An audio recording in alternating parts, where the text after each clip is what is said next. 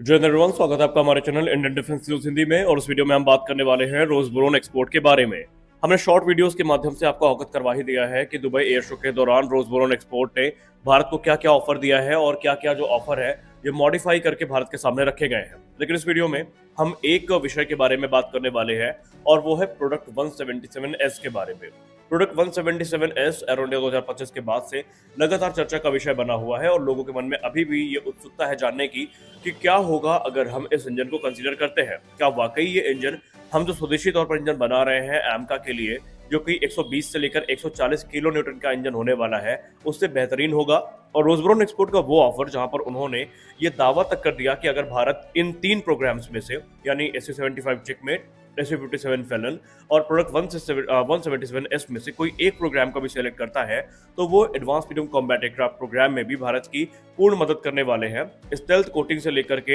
Hypersonic weaponry, इन क्षेत्रों में भारत की मदद करने का आश्वासन उनके तरफ से दिया गया है। तो इस वीडियो में हम यही जानेंगे कि प्रोडक्ट 177S जिसको लेकर उन्होंने कहा है कि कुछ व्यापक बदलावों से ये गुजर चुका है, ये हमारे लिए कितना सेंस बनाता है और क्या भारत को इस इंजन की तरफ देखना चाहिए भी या नहीं, इसको भी हम डिस्कस करेंगे। तो बने रहिए इस वीडियो में। प्रोडक्ट 177 एक ऐसा इंजन नाम है जिसका आप सबने एरो इंडिया 2025 के बाद से सुन लिया होगा। लेकिन इससे पहले हम ये जानें कि भारत इसको खरीदेगा या नहीं, आइए जान लेते हैं कि ये प्रोडक्ट 177 इंजन है क्या और क्यों भारत को इसको लेना चाहिए और क्यों भारत को इसको नहीं लेना चाहिए, इस पे भी हम डिस्कस करते हैं। देखिए, प्रोडक्ट 177S को लेकर रूस ये क्लेम करता है कि ये 5th जनरेशन का एक टैक्टिकल फाइटर टर्बोफैन इंजन है, जो कि रशिया की यूनाइटेड इंजन कॉर्पोरेशन, जिसको रोस्टेक के नाम से भी जाना जाता है, उसके तरफ से ये बनाया गया है और इसे रशिया AL-31 और AL-41 फैमिली के सक्सेसर के तौर पर देखता है। अब क्लेम्ड परफॉर्मेंस की बात करें तो रूस इसको लेकर ये क्लेम करता है कि ये इंजन 142 किलोन्यूटन से ज़्यादा का मैक्स थ्रस्ट जनरेट करता है और इसमें फ्यूल एफिशिएंसी को भी काफ़ी इंप्रूव किया गया है। वहीं इसमें डिजिटल कंट्रोल, मॉडुलर डिज़ाइन जैसे फीचर्स हमें देखने को मिल जाते हैं। वहीं इसकी थ्रस्ट वेक्टरिंग कैपेबिलिटी को लेकर ये रूस क्लेम करता है कि इसको भी काफ़ी ज़्यादा इम्प्रूव किया गया है। रूस की तरफ से बात माने तो ये इंजन अब तक के सबसे रिलायबल और सबसे लंबी सर्विस लाइफ वाले इंजन में से एक होने वाला है, क्योंकि रूस का ये दावा है कि इसकी सर्विस लाइफ 6000 घंटे से भी ज्यादा की है, जो कि अगर आप AL-31 से तुलना करते हैं तो AL-31 की तुलना में भी ये तकरीबन 2 गुना ज्यादा चलता है। वहीं अब ये सवाल होता है कि ये कब और कैसे भारत को ऑफर किए गए और भारत की इसकी प्रतिक्रिया क्या रहेगी। देखिए, रशिया ने पब्लिकली इस इंजन को, जिसको हम प्रोडक्ट 177S के नाम से जानते हैं, इन्हें इंटरनेशनल एयर शोज जैसे कि एरो इंडिया 2025 में प्रदर्शित किया था और बाद में कुछ और भी एग्जीबिशन हुए हैं जहां पर ये इंजन प्रस्तुत किए गए थे। लेकिन ऑफिशियली भारत को ये इंजन एरो इंडिया 2025 के दौरान ऑफर किया गया था, जहां पर रशिया ने ये कहा था कि भारत का जो सुपर सुखोई प्रोग्राम है उसको एक पावरफुल इंजन की जरूरत है और ये इंजन की रिक्वायरमेंट हमारा प्रोडक्ट 177S बखूबी पूरा कर सकता है। वहां पर उन्होंने इस पॉसिबिलिटी से भी इनकार नहीं किया, क्योंकि उसी समय SU-57 फेलन को लेकर बातचीत काफी तेज हुई थी और मीडिया हाउसेस ने यहां तक क्लेम कर दिया था कि अब ये डील लगभग फाइनलाइज होने वाली है। तो रूस ने भी इस पूरे के पूरे कह सकते हैं मोमेंट का फायदा उठाया और रूस ने कहा कि ये जो इंजन हम आपको ऑफर कर रहे हैं ये सिर्फ सुखोई 30 MKI के लिए नहीं है, भविष्य में SU-57 फेलन में भी ये इंजन यूज किए जा सकते हैं। इनफैक्ट उन्होंने उस समय एडवांस मीडियम कॉम्बैट एयरक्राफ्ट के लिए भी इस इंजन को एक आदर्श इंजन के तौर पर प्रस्तुत किया था, लेकिन भारत ने इसका कोई भी प्रत्युत्तर अभी तक नहीं दिया है। अब आइए जान लेते हैं उनकी सेलिंग पॉइंट्स के बारे में, जिसको यूज करके रूस इन इंजन को बार बार भारत के सामने पिच कर रहा है। देखिए, भारत के सामने सबसे बड़ी समस्या ये है कि अगर हम एक नए इंजन की तरफ जाते हैं तो जाहिर सी बात है, आप भी जानते हैं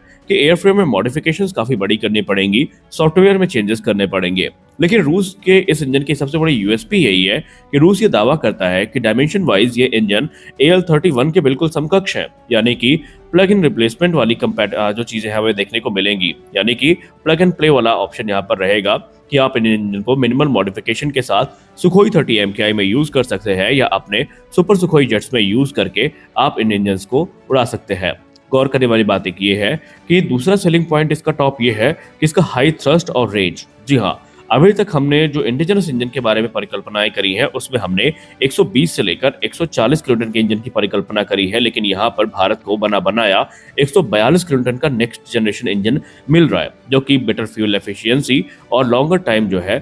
टाइम बिटवीन ओवरहॉल जो है वो ऑफर कर रहा है। वही इसकी ऑपरेटिंग कॉस्ट भी काफी कम है और यही इसका एक मेन यूएसपी है, जिसके अंतर्गत रूस इस इंजन को बार बार ऑफर करने में लगा है। वहीं इसकी जो स्केलेबल डिज़ाइन है वो इसको और भी ज़्यादा कंपैटिबल बना देती है Su-30 MKI, Su-57E और फ्यूचर फाइटर जेट्स के लिए। और रूस का कहना है कि भारत जो नेक्स्ट जनरेशन फाइटर्स के बारे में सोच भी रहा है, तो ये इंजन यहाँ पर एक गेम चेंजर हो सकते हैं।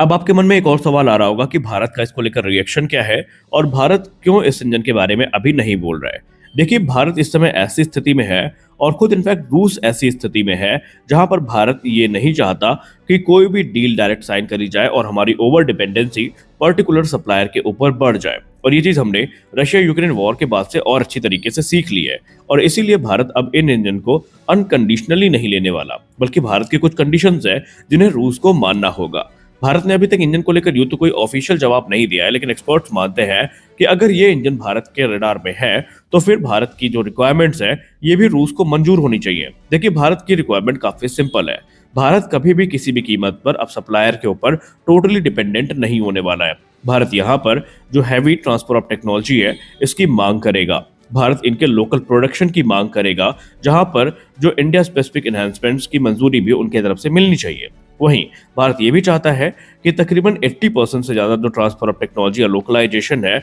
या इंजन अपग्रेड प्रोग्राम है ये मंजूर किए जाए। वहीं जो अधिकतर कंपोनेंट्स हैं ये भारत से ही सोर्स होने चाहिए, ये भी भारत के डिमांड का एक अहम हिस्सा होता है। और यही सारी चीजें हैं जो भारत इस समय चाहता है। सबसे खास बात यह है कि प्रैक्टिकली अगर आप देखें तो ये चीजें भारत की तरफ से सही भी है, क्योंकि भारत ऑलरेडी एक समय ऐसी स्थिति में आ गया था कि अगर रूस के ऊपर और प्रतिबंध रखते तो कहीं ना कहीं भारत के सुखोई 30 MKI की फ्लीट सबसे ज्यादा प्रभावित होती। और भारत ने अमेरिका के केस में यही देख लिया है कि अगर कोई विवाद हो जाता है तो कैसे डिफेंस प्रोग्राम उससे सबसे ज्यादा प्रभावित होते हैं। अब एक कारण जिसके चलते हम ये कह सकते हैं कि भारत इनको खरीद सकता है, अगर भारत को ऐसा लगता है कि सुखोई 30 MKI को अब मेजर इंजन अपग्रेड की जरूरत है, तो ऐसी स्थिति में प्रोडक्ट 177S भारत के लिए काफी महत्वपूर्ण बन जाते हैं, क्योंकि यहाँ पर न सिर्फ ये इंजन काफी ज्यादा पावरफुल है बल्कि ये डिजायर थ्रस्ट को भी जनरेट करने में सक्षम है जो भारत को चाहिए है। अब वो फैक्टर जिसके वजह से ये डील हो सकता है कि ना हो, वो ये है कि अगर रूस भारत की बात नहीं मानता, जो कि ऐसा लगता नहीं है कि रूस भारत की बात नहीं मानेगा, क्योंकि एक ही रोड़ा था इस पूरी की पूरी डील में, वो था ट्रांसफर ऑफ टेक्नोलॉजी और लोकलाइजेशन, जिसके लिए रूस अब मान चुका है। और रोसबोरॉन एक्सपोर्ट के अधिकारी ने जो दुबई एयर शो है उसमें यही बात कही है कि हम भारत की सारी डिमांड्स को मानते हैं, यानी कि अब इस डील के रुकने के शायद ही कोई वजह हो। हाँ, एक और चीज है, वो है अमेरिकी दबाव और अमेरिकी सैंक्शन का प्रेशर। ये कहीं ना कहीं इस डील को प्रभावित कर सकता है अगर भारत चाहे इस डील को करने के लिए। और दूसरा चीज ये है कि इस समय जिस प्रकार के रूस के ऊपर सैंक्शन लगे हैं और जो पेमेंट मेथड है उस पर जो प्रॉब्लम आ रही है, तो पेमेंट भी अपने आप में एक बड़ा मुद्दा हो सकता है इस डील के रुकने की। तो रही बात प्रोडक्ट 177S के निष्कर्ष की, तो निस्संदेह ये इंजन काफी कैपेबल है और भारत के रिक्वायरमेंट को पूरा भी करता है, लेकिन ये कुछ फैक्टर्स हैं जिन पर भारत विचार करेगा, उसके बाद ही निर्णय लेगा। इस वीडियो में बस इतना ही, मिलते हैं अगले वीडियो में, तब तक के लिए जय हिंद।